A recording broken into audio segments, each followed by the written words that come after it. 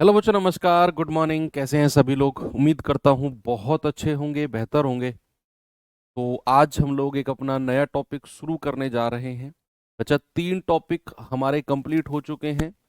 और major topic कहूँ तो 2 ही टॉपिक हैं, प्रॉफिट लॉस, डिस्काउंट। तो अलग चैप्टर मान सकते हो। और तीसरा हमारा जो है परसेंटेज।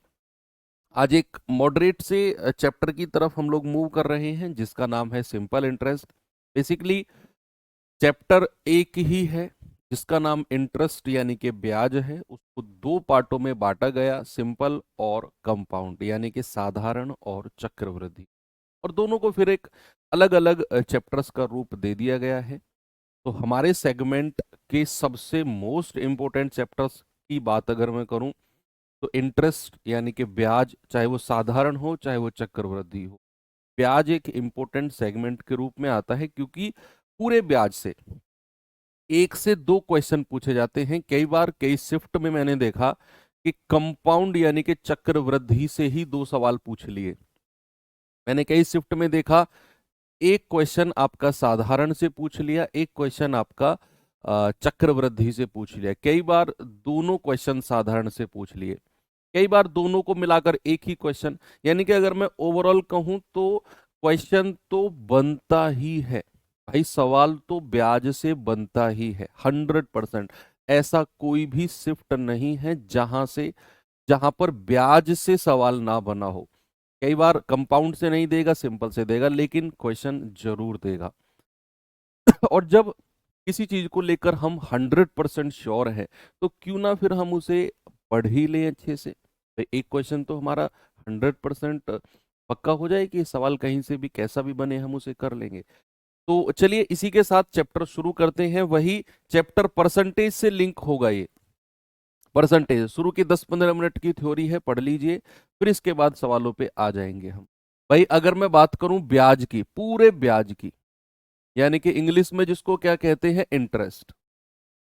क्या होता है ब्याज, कोई बताएगा मुझे? भाई मान लो मैं किसी को पैसा उधार दे रहा हूं या मैं किसी से पैसा उधार ले रहा हूं। मैंने बोला मुझे जरूरत है 50,000 रुपए की, तो मैं तुम्हारे पास आया कि यार 50,000 रुपए की जरूरत है, इमरजेंसी है, आप मुझे दे दो। तो आपने मुझे 50,000 रुपए दिए, तो लेकिन आपके दिमाग में आया कि यार मैं 50,000 रुपए दे रहा हूँ, फ्री में थोड़ी दे रहा हूं मैं, मुझे क्या मिलेगा, मेरा क्या फायदा। तो मैं आपसे कहूंगा ठीक है, जब मैं इन 50,000 को लौटाने आऊंगा ना तुम्हें, तो मैं 5,000 रुपए और रख के तुम्हें दे दूंगा इनके ऊपर। तो जो 5,000 रुपए और मैंने उनके ऊपर रख के दिए हैं ना, वो होगा तुम्हारा ब्याज। तुम्हारे जो पैसे थे 50,000, उनके ऊपर ब्याज होगा जो 5,000 मैंने रख के दिए हैं। अब जो ऊपर से पैसा रखा जाता है मूलधन के, उसको कितने तरीके से कैलकुलेट किया जाता है, किस किस रूप में कैलकुलेट किया जाता है, बहुत सारी चीजें हैं। तो भैया ब्याज होता है मूलधन के ऊपर मिलने वाला अलग से पैसा। तो यहां पर ब्याज को 2 रूप में बांटा गया। आपको डेफिनेशन पे नहीं जाना, बस जस्ट अंडरस्टैंड करना।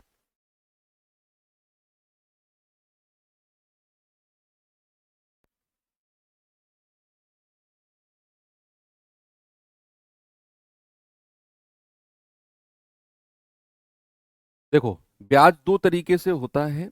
एक तो होता है आपका सिंपल यानी कि साधारण, जिसको क्या कहते हैं, साधारण ब्याज। और एक होता है आपका कंपाउंड, एक होता है आपका कंपाउंड, जिसको क्या कहते हैं, चक्रवृद्धि ब्याज। चक्रवृद्धि ब्याज। तो 2 तरीके से ब्याज की कैलकुलेशन होती है। एक होती है सिंपल तरीके से, एक होती है कंपाउंड तरीके से। बच्चे अगर मैं सिंपल तरीके की बात करूंगा तो सिंपल तरीके का मतलब होता है केवल मूलधन पर, जो ब्याज केवल मूलधन पर मिलता है, केवल मूलधन पर। इंग्लिश वाले बच्चे लिखेंगे ओनली ऑन प्रिंसिपल, केवल मूलधन पर मिलता है। और सेकंड मोस्ट इंपोर्टेंट पॉइंट है कि हर वर्ष बराबर मिलता है। हर वर्ष क्या मिलता है, बराबर मिलता है। ईच ईयर, ऐसे डैश लगा के इक्वल कर देना। ईच ईयर में क्या होगा, इक्वल मिलेगा। हर साल क्या होगा, हर साल बराबर मिलेगा और केवल मूलधन पर मिलेगा, केवल और केवल मूलधन पर मिलेगा।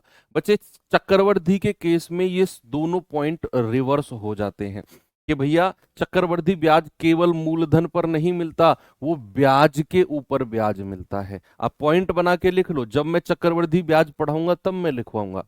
आप चाहो तो लिख सकते हो कि ब्याज के ऊपर ब्याज, जब मैं साधारण की बात कर रहा हूं तो केवल मूलधन पर। मूलधन क्या, जो पैसा मैं किसी को उधार देता हूं या जो पैसा मैं किसी से उधार लेता हूं उसको कहते हैं मूलधन। तो केवल मूलधन पर पैसा लगता है तो भैया साधारण। अगर ब्याज के ऊपर ब्याज मिलता है तो चक्रवृद्धि। यहां होगा हर साल बराबर मिलेगा, जो पहली साल मिल गया दूसरे साल भी उतना मिलेगा, तीसरे साल भी इतना। जितने साल पे आप जाओगे हर साल उतना ही ब्याज मिलता जाएगा जितना आपको पहली साल मिला था। लेकिन कंपाउंड के केस में ऐसा नहीं है, यहां आप लिखेंगे हर साल बराबर नहीं मिलेगा या हर साल बदलता रहेगा। इसके बारे में हम जिक्र नहीं करेंगे यहां। ये दो इसके मेजर पॉइंट है।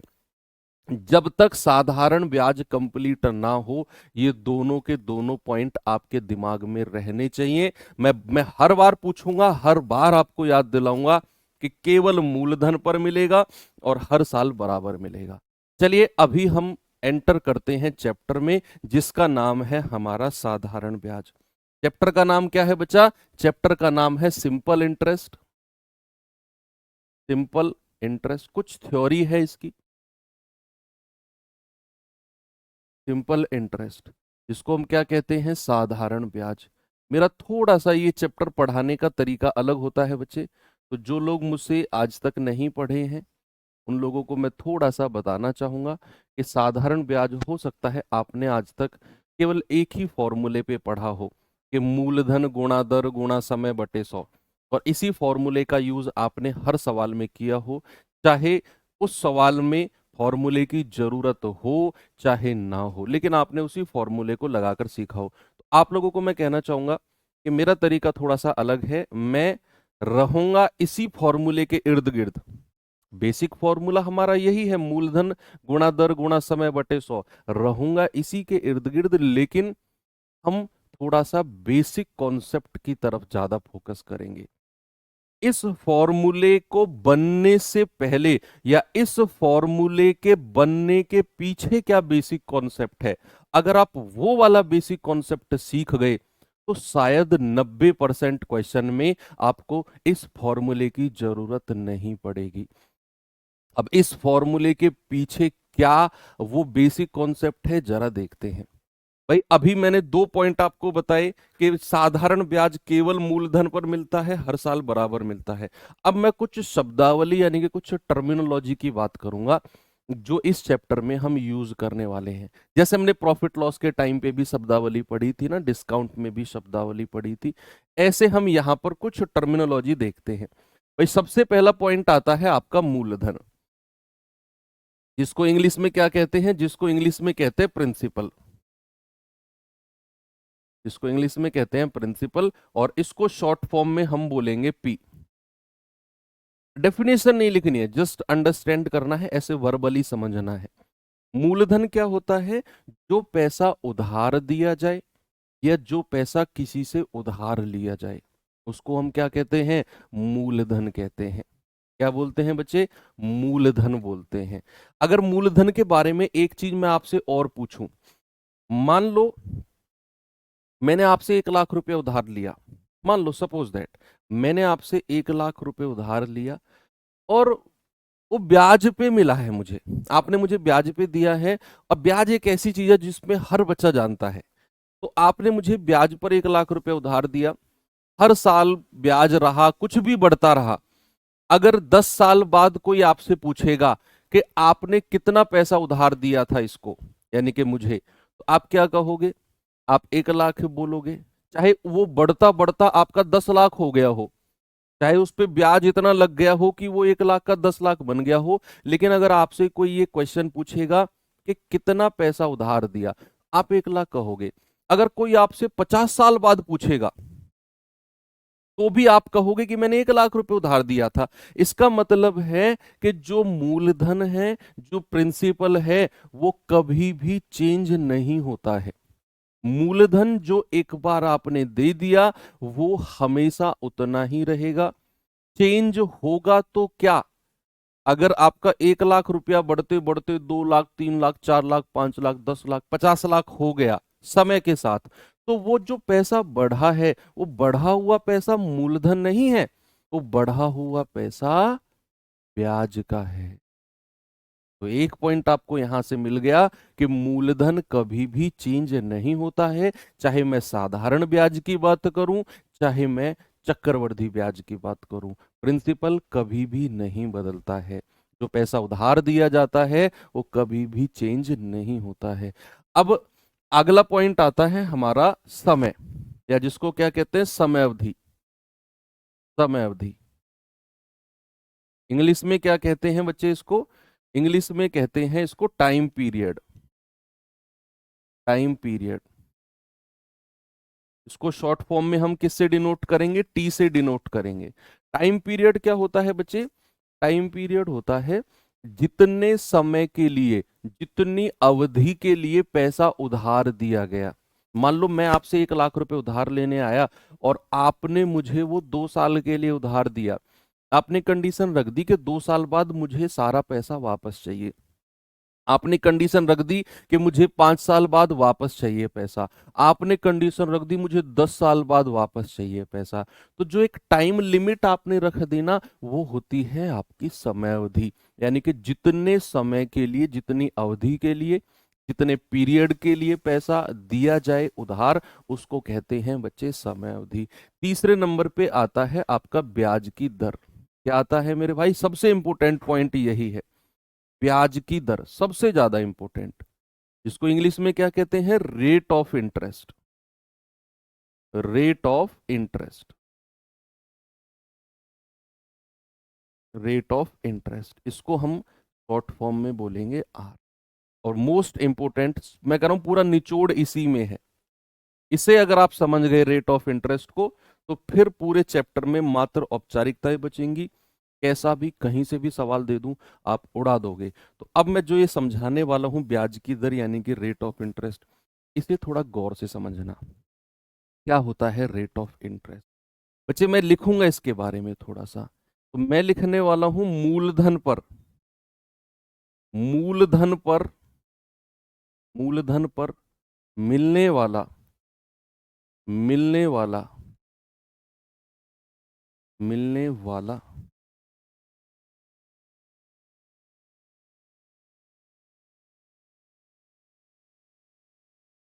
अगर मैं ब्याज की दर को वार्षिक कहता हूं, अगर मैं ब्याज की दर को वार्षिक या फिर एनुअली कहता हूं, एनुअली यानी कि एक वर्ष में, हालांकि ये 6 महीने, 3 महीने, 8 महीने, वो बदलती रहेगी, लेकिन आप एक स्टैंडर्ड लेके चलेंगे। स्टैंडर्ड यानी कि मानक, मानक हम वार्षिक ही मान के चलते बैंक के हिसाब से। तो मैं वार्षिक मान के चलूंगा ब्याज की दर को। वो 6 महीने, 8 महीने जब पढ़ेंगे वहां मैं आपको सारी चीजें समझा दूंगा। अभी फिलहाल के लिए मान के चलो कि जो ब्याज की दर है वो वार्षिक है, यानी कि 1 साल का पीरियड है जो ब्याज की दर का है। तो इसका मतलब है मूलधन पर मिलने वाला वार्षिक ब्याज, मूलधन पर मिलने वाला वार्षिक ब्याज, 1 साल में मूलधन पर मिलने वाला ब्याज, ये भी आप लिख सकते हो। Interest, interest on principal, principal in 1 year, interest on principal in 1 year, मूलधन पर मिलने वाला वार्षिक ब्याज 1 साल में। अगर मैं ब्याज की दर को वार्षिक कह रहा हूं, मान लो अगर मैं ब्याज की दर को छमाही कह रहा हूं, तो मूलधन पर मिलने वाला छमाही ब्याज, 6 महीने में मिलने वाला ब्याज। अगर मैं ब्याज की दर को तिमाही कह रहा हूं, तो 3 महीने में मिलने वाला ब्याज। मैं ब्याज की दर को मान लो 8 महीने की कह रहा हूं, तो 8 महीने। मैंने वार्षिक एक स्टैंडर्ड ले लिया, स्टैंडर्ड यानी कि वार्षिक। तो 1 साल में मिलने वाला प्रतिशत ब्याज आप कह सकते हो। आप इसको, सॉरी, इसको आप थोड़ा सा करेक्ट कर लीजिए, प्रतिशत ब्याज, प्रतिशत ब्याज, क्योंकि ये परसेंटेज में होगा, ठीक है, percent interest on principal in 1 year. अब मैं इसके बारे में थोड़ा सा डिटेल में जाता हूं क्योंकि इसको समझना बहुत जरूरी है। सपोज दैट मैंने आपसे बोला कि मेरा जो रेट है ना वो 4% वार्षिक है, मेरा जो रेट है वो 4% वार्षिक यानी कि एनुअली है। तो इस बात से आप क्या समझोगे, मैंने बोला मेरा रेट ऑफ इंटरेस्ट 4% वार, अगले 15 मिनट बस शांति से बैठ जाओ, कुछ कमेंट वमेंट मत करो, बिल्कुल शांति से, क्योंकि मैं 9:30 तक, 9:15 हो रहे हैं, 9:30 तक आपको मैं सारा कॉन्सेप्ट साधारण ब्याज का समझा दूंगा। के बाद मैं किसी भी टाइप पे जाऊं आपको टाइप नया नहीं लगेगा। तो ये मेरी पर्सनल रिक्वेस्ट है आपसे कि प्लीज आप लोग थोड़ी देर शांति से बैठ जाओ बस। मैंने कहा कि रेट ऑफ इंटरेस्ट अगर 4% वार्षिक है तो इस बात का क्या मतलब है, इस बात का मतलब है कि भाई प्रिंसिपल यानी कि मूलधन पर, प्रिंसिपल पर मुझे 1 साल में 4% का ब्याज मिलता है। अब मूलधन का 4%, सपोज मैंने किसी से 5,000 रुपया उधार लिया, सपोज दैट मैंने किसी से 5,000 रुपये उधार लिया और मैंने कहा ब्याज की दर 4% वार्षिक है, तो मुझे 1 साल में कितना ब्याज मिलेगा। आप कहेंगे सर 5,000 का 4% निकाल दो, 1 साल में कितना मिलेगा, 5 के 20 यानी कि 200 रुपये ब्याज मिलेगा। 1 साल में कितना मिलेगा बच्चे, मुझे 200 रुपये ब्याज मिलेगा।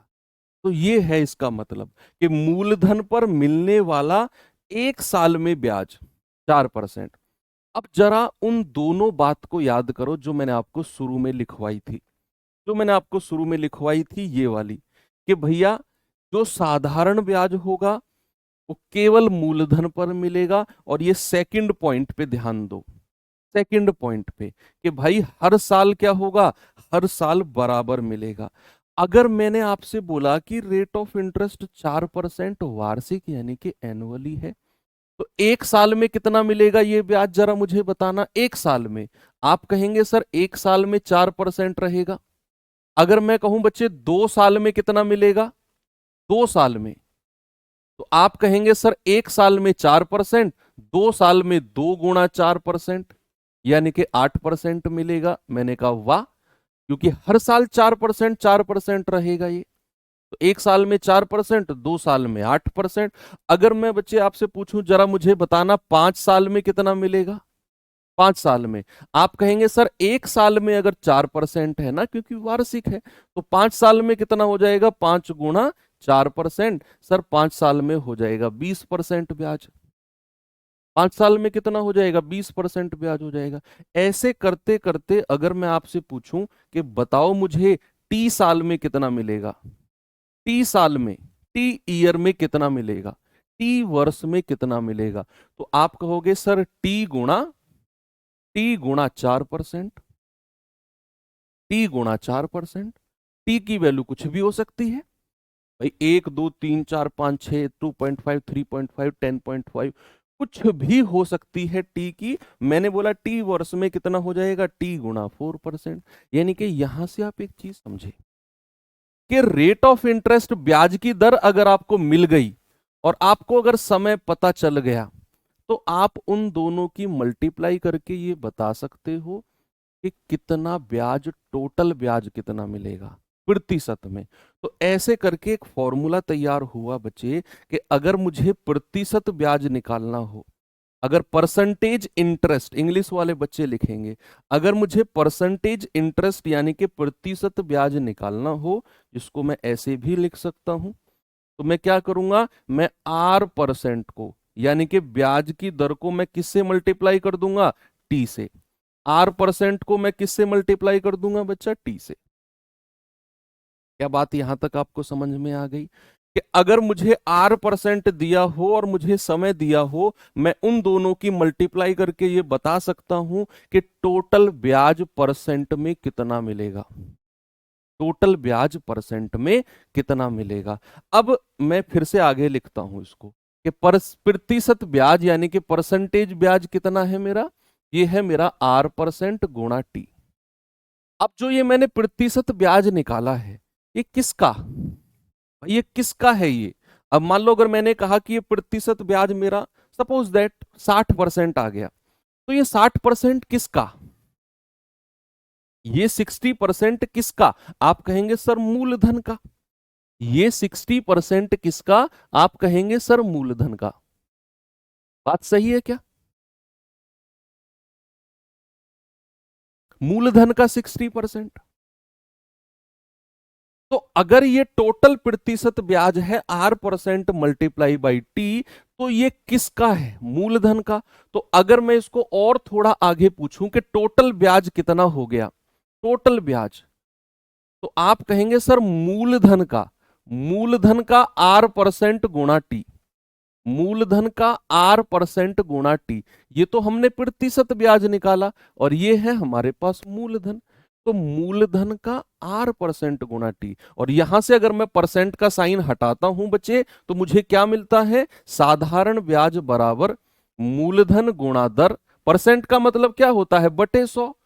परसेंट को हटाओगे बटे 100। क्या आपका ये वही फॉर्मूला बन गया जिसे आज तक आप पढ़ते आए हो? जिसे आज तक आप पढ़ते आए हो, क्या आपका ये वही फॉर्मूला तैयार मिल गया आपको? और यही मैं आपको थोड़ी देर पहले शुरू में समझा रहा था कि इस फॉर्मूले के पीछे की थ्योरी, इस फॉर्मूले के पीछे की थ्योरी अगर आप समझ गए, पीछे की थ्योरी कौन सी भैया? ये वाली। बहुत बड़ी थ्योरी नहीं है पीछे की, बस ये थ्योरी है कि ये अगर आप समझ गए कि एक साल में अगर 4% ब्याज है, तो भैया टी साल में टी गुणा 4%, यानी कि टोटल ओवरऑल प्रतिशत ब्याज की अगर मैं बात करता हूं, तो रेट परसेंट को टाइम से गुणा कर दो, उतना परसेंट ब्याज आपको मिल जाएगा। मैंने आपको शुरू में बोला था कि मैं इसी फॉर्मूले के इर्द गिर्द घूमता रहूंगा, और मुझे जहां तक जरूरत नहीं लगेगी इस फॉर्मूले की, मैं सवालों में यूज नहीं करूंगा। और आप देखना, जब मैं आपको सवाल करा रहा हूंगा ना, और आप अगर मेरे तरीके से करोगे, मेरे तरीके से यानी कि इस बेसिक थ्योरी के ऊपर करोगे, फॉर्मूले पे नहीं जाओगे, तो आप बड़े बड़े सवालों को बिना एक्स वाई जेड माने उड़ा दोगे, कम से कम समय में और कम से कम कैलकुलेशन के साथ। ठीक है, जहां जरूरत होगी हम वहां यूज करेंगे इस फॉर्मूले को। जहां हमें ब्याज की दर नहीं दी होगी, जिस भी क्वेश्चन में उसने ब्याज की दर रेट ऑफ इंटरेस्ट दे दिया, मैं कोशिश करूंगा कि इस फॉर्मूले का यूज ना करूं, क्योंकि मुझे एक साल का ब्याज मिल जाएगा, ब्याज की दर दे दी तो फिर जितना साल देगा निकाल लूंगा। लेकिन अगर वो ब्याज की दर ही नहीं देगा, तो फिर मुझे ये फॉर्मूला यूज करना पड़ेगा, भाई मूलधन गुणा दर गुणा समय बटे 100। देखेंगे, ऐसा नहीं है कि मेरी इस फॉर्मूले से दुश्मनी है, मैं कोशिश करूंगा कि कम से कम इसका यूज करूं, बेसिक कॉन्सेप्ट से अपना ज्यादा हम जाएं। ठीक है, इतनी बात समझ में आ गई। चलिए और छोटी छोटी चीजें और समझो, एक दो। ये फॉर्मूला आपका क्रिस्टल क्लियर हो गया। बच्चे और चीज समझो कि जो मेरा मूलधन होगा, जो प्रिंसिपल होगा, वो हमेशा 100% होगा। मूलधन की बात जब भी मैं करूंगा बच्चे, तो याद रखना हमेशा 100% की मैं बात करूंगा। मूलधन ऑलवेज 100% होगा। अब एक वर्ड आता है, एक वर्ड आता है जिसका आपने नाम सुना होगा, अमाउंट। अमाउंट, और जिसको हिंदी में क्या कहते हैं? जिसको हिंदी में कहते हैं मिश्र धन। जिसको हिंदी में क्या कहते हैं? मिश्र धन। और शॉर्ट फॉर्म में इसको बोलेंगे ए। इसका मतलब क्या होता है? मिश्र धन का मतलब क्या होता है बच्चे? मिश्र धन का मतलब है कि मैंने आपसे 50,000 रुपए उधार लिए, और सपोज मैंने आपसे 50,000 रुपए उधार लिए, और वो 2 साल या 3 साल बाद 10,000 रुपया ब्याज बन गया उन 50,000 के ऊपर।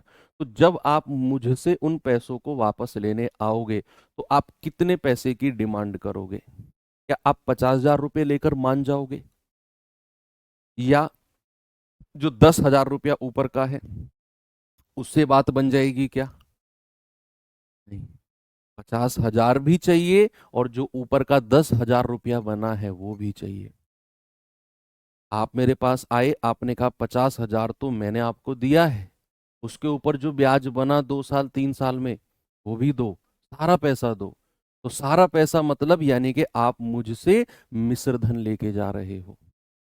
आप मुझसे अपना पैसा तो लेके जा रहे हो, आपका जो ब्याज बना वो भी आप लेके जा रहे हो। तो बच्चे कभी भी अगर मिश्र धन की बात होगी, याद रखना वो प्रिंसिपल यानी कि मूलधन प्लस ब्याज, मूलधन प्लस ब्याज, यानी कि प्रिंसिपल प्लस इंटरेस्ट।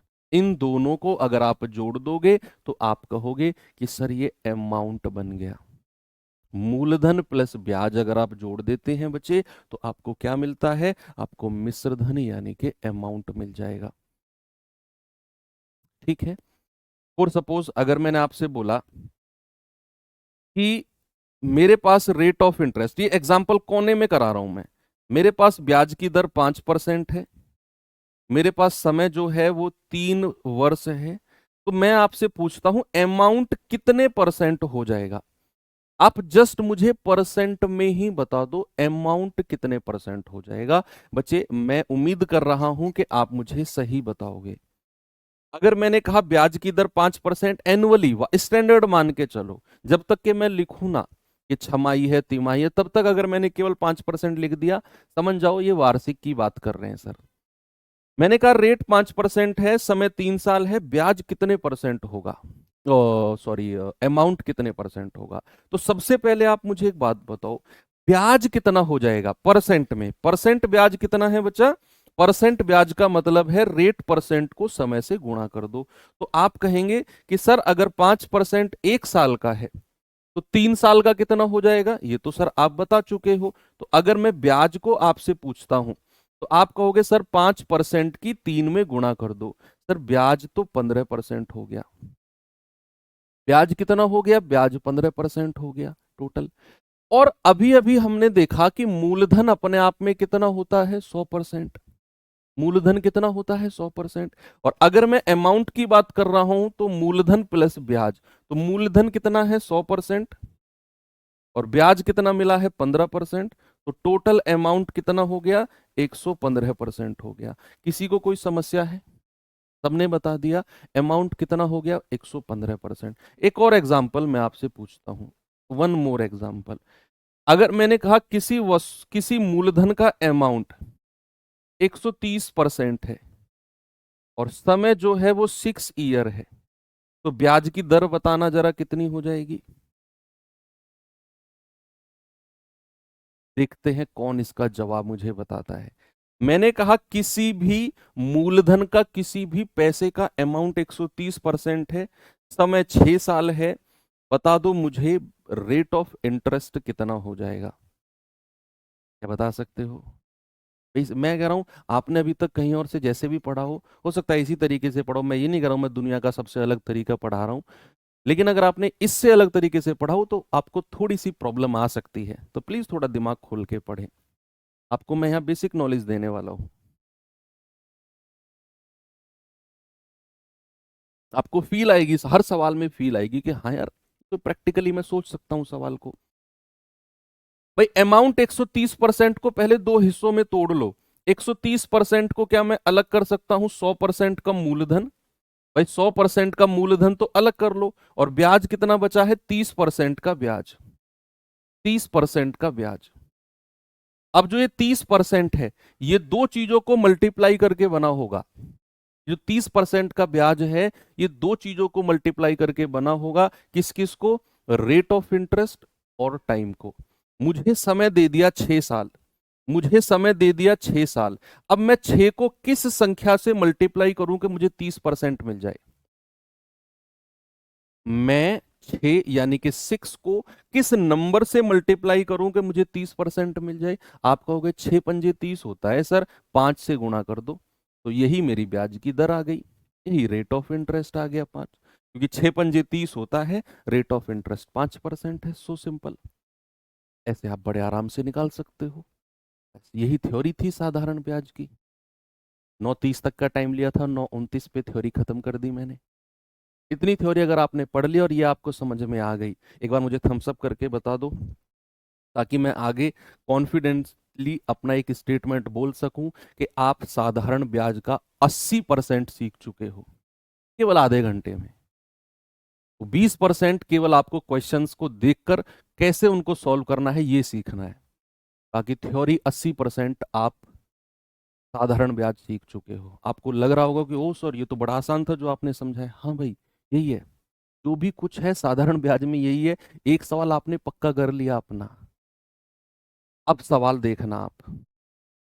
अब सवाल देखना, मैं टाइप 1 से शुरू करूंगा और मैं लास्ट टाइप तक भी जाऊंगा ना, आपको कुछ नया नहीं लगेगा। सब कुछ इसी आधे घंटे की थ्योरी में है जो मैंने आपको पढ़ाया। हाँ, मैं इतना बोलूंगा कि जो कंपाउंड इंटरेस्ट है, जो चक्रवृद्धि ब्याज है, उसमें थ्योरी थोड़ी एक्स्ट्रा है। उसमें एक क्लास तो कंप्लीट मुझे थ्योरी के लिए चाहिए, 1 सवा घंटे की क्लास लगेगी। जब हम कंपाउंड इंटरेस्ट चक्रवृद्धि ब्याज शुरू करेंगे तो एक कंप्लीट क्लास मुझे, पूरी थ्योरी, उसमें कोई सवाल नहीं होगा।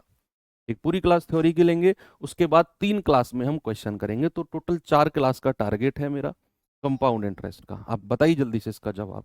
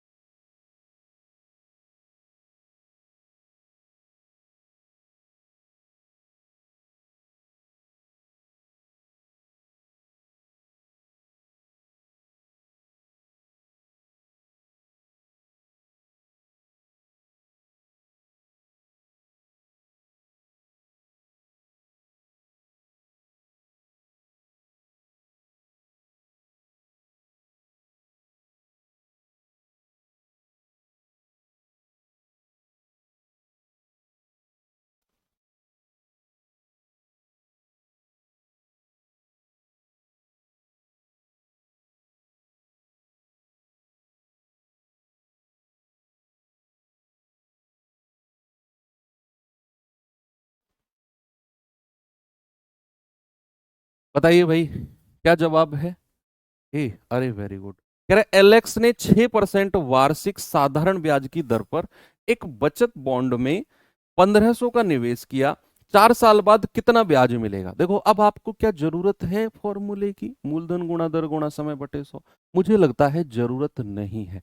अगर लग रही है तो समझना कि भाई 1 साल में कितना ब्याज है, 6%, और कितने साल की बात हो रही है, 4 साल की। तो क्या आप मुझे बता सकते हो 4 साल में कितना परसेंट ब्याज मिलेगा? आप कहेंगे सर 1 साल में 6% है, तो 4 साल में कितना मिलेगा? आप कहेंगे 6% गुणा 4। सर 4 साल में पूरा 24% ब्याज मिल जाएगा। 4 साल में कितना मिल जाएगा? पूरा 24% ब्याज। उठा के 1500 का 24% निकाल दो। आप कहेंगे सर बात तो वही रही है, मूलधन गुणा दर गुणा समय बटे 100। भाई बात वही है। मैं फिर कहूंगा कि फॉर्मूले के आसपास घूमते रहेंगे हम, लेकिन अच्छा लगेगा आपको इस तरीके से करोगे तो। 1 साल का 6%, 4 साल का 24%, 1500 का 24% आप निकाल दो। 1500 गुणा 24/100, आपका जवाब कितना आएगा? 15 चौको 60, 6 15 दूनी 30 और 6 36, 360। ऑप्शन नंबर ए बिल्कुल करेक्ट है। एक और सवाल दूं? चलिए अगले क्वेश्चन की तरफ चलते हैं बच्चे। क्वेश्चन नंबर 2 कह रहे 4% की दर से 800 रुपए का साधारण ब्याज 5 साल में कितना होगा?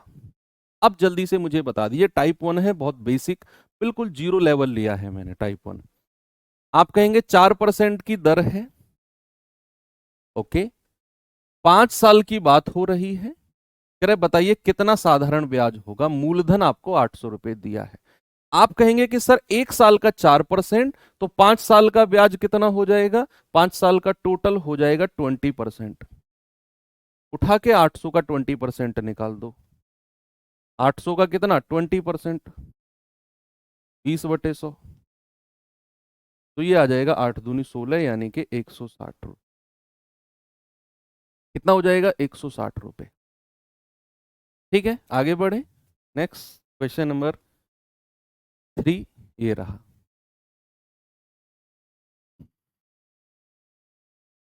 आगे बढ़ते हैं। सवाल है, यदि 4 साल के लिए 10% की दर से साधारण ब्याज 800 रुपए है, तो मूलधन क्या होगा?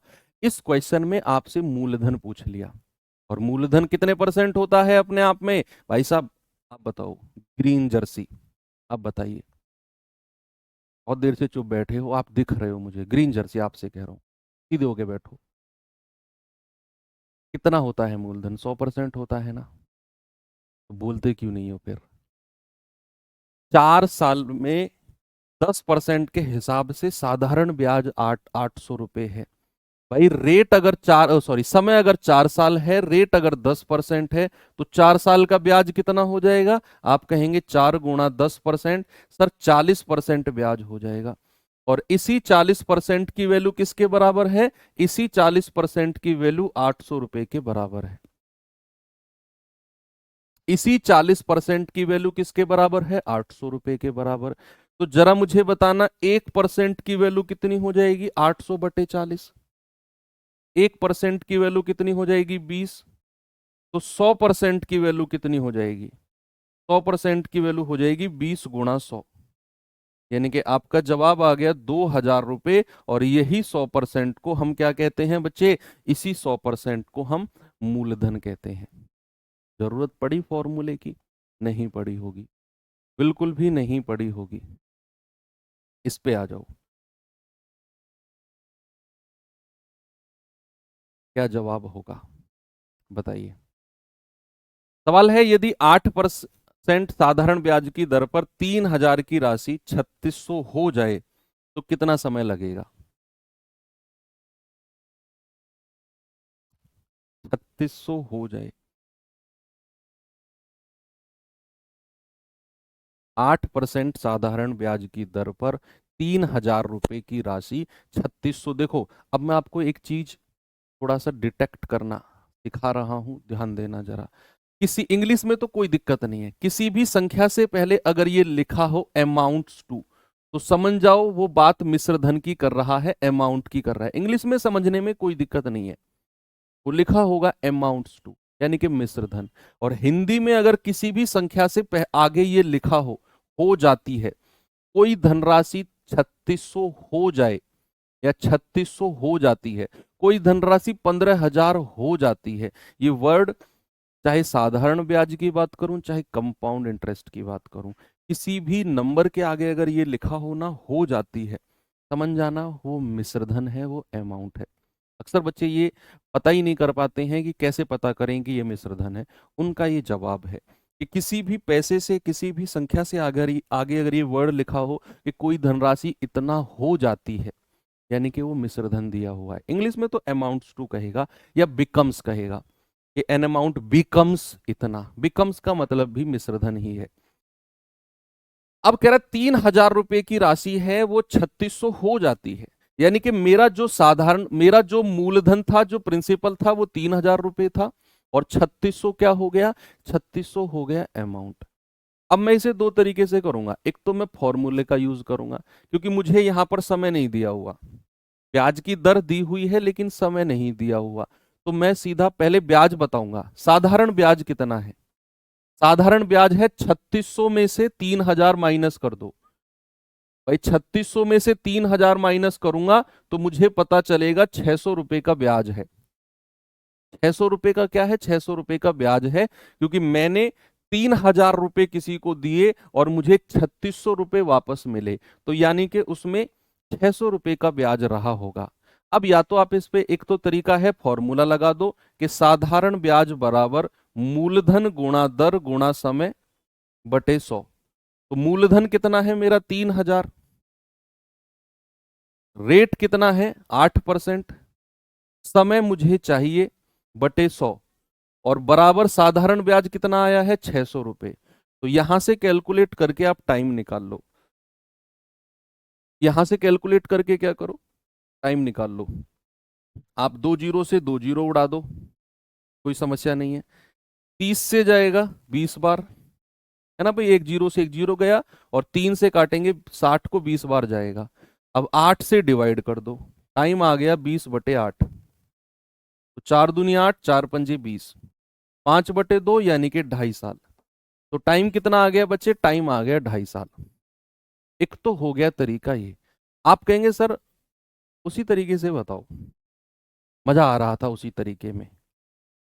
तो उस तरीके से कैसे करें? थोड़ा सा आंख और कान दोनों खोल के बैठना। मूलधन कितना है 3,000 रुपए, मिश्र धन कितना हो गया 3,600। अगर मैं ब्याज पूछूंगा तो टोटल ब्याज है 600 रुपए का।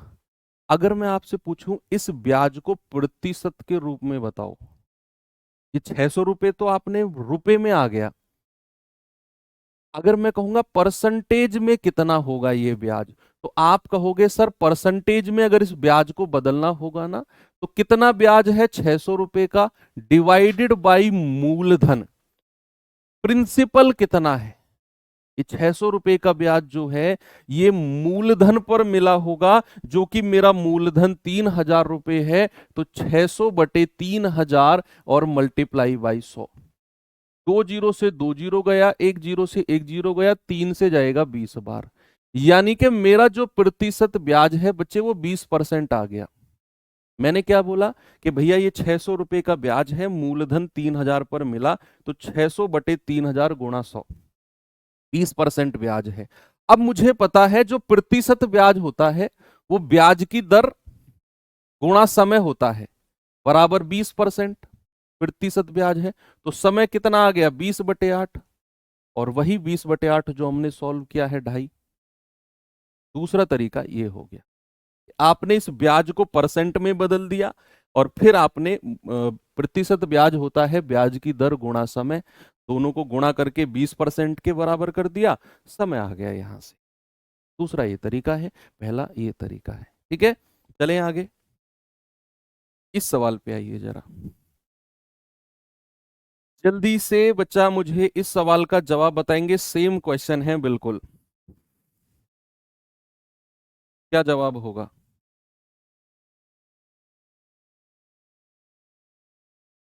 कह रहे 12,000 की राशि है, 8% प्रति वर्ष साधारण ब्याज की दर पर निवेश की जाती है, कितने साल के बाद ब्याज राशि 3,840 हो जाएगी। अब ये हो जाएगी से मत समझ जाना कि सर ये अमाउंट दिया हुआ है, ये हो जाएगी किससे पहले भी उसने एक वर्ड यूज किया है ब्याज। उसने कहा कितने साल बाद ब्याज राशि, इंटरेस्ट 3,840 हो जाएगा।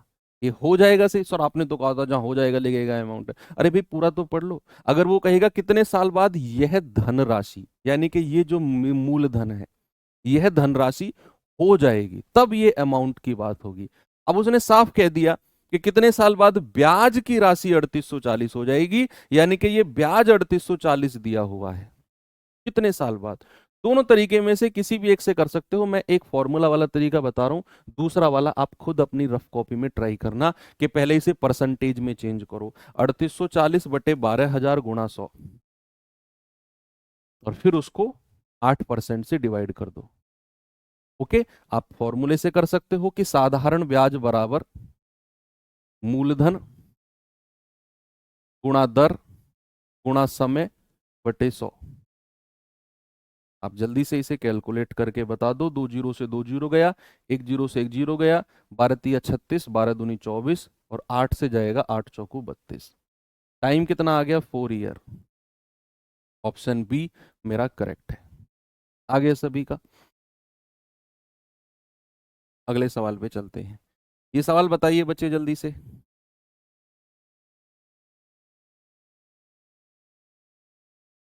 कह रहा है रिया 5,000 की धनराशि 10% वार्षिक साधारण ब्याज की दर पर निवेश करती है, वह धनराशि ज्ञात कीजिए जो उसे 3 साल के अंत में प्राप्त होगी।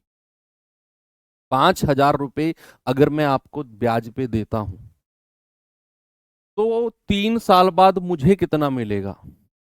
5,000 तो मेरा मूलधन है ही है, कुछ ब्याज भी रहेगा उसमें, तो मुझे जो मिलेगा 5 साल बाद या 3 साल बाद वो मिश्र धन की बात कर रहा हूं मैं किसकी बात कर रहा हूं, मैं अमाउंट की बात कर रहा हूं। तो इस सवाल में जो वो कह रहा है कि वह धनराशि ज्ञात कीजिए जो 3 साल बाद उसे प्राप्त होगी, यानी कि वो अमाउंट मिश्र धन की बात कर रहा है। अब आप जरा मुझे एक बात बताओ कि भाई 1 साल का ब्याज कितना है 10%, कितने साल की बात कह रहा है 3 साल की, तो 1 साल का अगर 10% ब्याज है बच्चे, तो 3 साल का ब्याज कितना हो जाएगा। केवल ब्याज, केवल ब्याज कितना होगा 3 साल का। आप कहेंगे सर 1 साल का अगर 10% है ना, तो 3 साल का हो जाएगा 30%। क्योंकि साधारण ब्याज हर साल बराबर लगता है। पहली साल 10%, दूसरे साल 10%, उससे अगले साल भी 10%।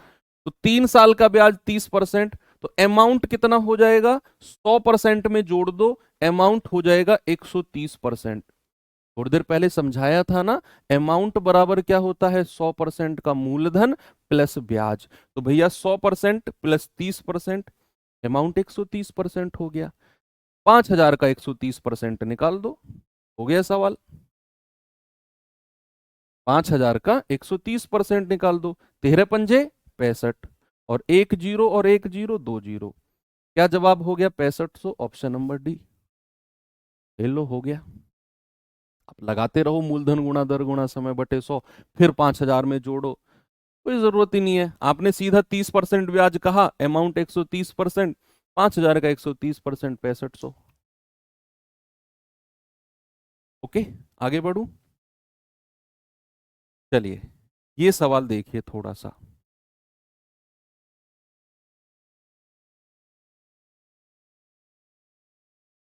सवाल है 48,750 की धनराशि पर 16% वार्षिक दर पर किसी गैर अधिवर्ष नॉन लीप ईयर, देखो रीजनिंग में आप पढ़ेंगे या फिर पढ़ लिया होगा, एक होता है लीप, एक होता है नॉन लीप, एक होता है अधिवर्ष, एक होता है गैर अधिवर्ष। लीप ईयर क्या होता है? लीप ईयर होता है जिसमें फरवरी 28 का नहीं, फरवरी जिसमें 29 का होता है। इसमें फरवरी किसका होता है? 29 का, एक दिन एक्स्ट्रा होता है उसमें। और नॉन लीप क्या होता है? गैर अधिवर्ष क्या होता है? जिसमें फरवरी 28 का होगा और पूरे साल में कितने दिन होंगे? 365। लेकिन जब लीप ईयर की मैं बात करूंगा तो पूरे साल में एक दिन ज्यादा होता है, 366 दिन होते हैं, क्योंकि वहां फरवरी 29 का होता है। तो लीप ईयर में टोटल दिन कितने होते हैं पूरे साल में? 366। और नॉन लीप ईयर में कितने होते हैं? 365। आप पढ़ेंगे, अगर अभी नहीं पढ़ा होगा तो आपने। तो ये बात हो रही है नॉन लीप ईयर की। तो नॉन लीप ईयर में पूरे साल में कितने दिन होते हैं? 365। 365 दिन, क्योंकि यहां फरवरी में केवल 28 दिन होंगे। अब कह रहे हैं कि इतने पैसे पर 16% की दर से 73 दिन का ब्याज क्या होगा? अब मुझे यहां दिनों को वर्ष में बदलना पड़ेगा, मुझे यहां दिनों को वर्ष में बदलना पड़ेगा। बच्चे, अगर आपको महीने में समय दे रखा हो, सपोज आपको समय दिया हुआ है टी महीना, आपको क्या समय दिया हुआ है? टी महीना। और अगर आप उसे वर्ष में बदलना चाहते हैं तो 12 से डिवाइड करो ऑलवेज। और अगर आपको दिन में समय दिया हो, मान लो डी डेज, और आपको उसे वर्ष में बदलना हो तो याद रखना 365 से डिवाइड करेंगे, अगर वो गैर अधिवर्ष होगी, नॉन लीप होगी। और अगर वो लीप होगी तो 366 से डिवाइड करेंगे। तो यहां पर मेरे पास जो समय है वो 73 डेज है। कितना है? 73 डेज। और 365 दिन है। तो अगर मुझे वर्ष में बदलना हो तो 73/365। बच्चे, एक बात ध्यान रखना, एसएससी की स्पेशल बात बता रहा हूं मैं। जब भी ऐसा क्वेश्चन साधारण ब्याज में देखने को मिला है ना कि वो दिनों की बात कर रहा है, तो या तो वो 73 दिन पूछेगा, या फिर वो 146, 73 का डबल। क्यों? ऐसा क्यों सर? कुछ स्पेशल है क्या 73 में? हाँ, क्योंकि 73 इस 365 से पूरा पूरा कटता है 1/5 बार। दिनों की संख्या या तो 73 डेज रहेगी, या 73 का डबल 146 दिन रहेंगे, और नीचे 365 रहेगा, पूरा पूरा 1/5 बार कटेगा। ओके, तो बस हो गया सवाल कि भाई मूलधन है, ब्याज पूछा है ना उसने, मूलधन कितना है? 48,750। ब्याज की दर कितनी है? 16%। समय कितना है? 1/5 वर्ष डिवाइड बाई 100। कर लो कैलकुलेट, आपका जवाब आपको मिल जाएगा। बता दो भाई कितना जवाब होगा ये। आप काटा पीटी करेंगे? 25 से जाएगा या 0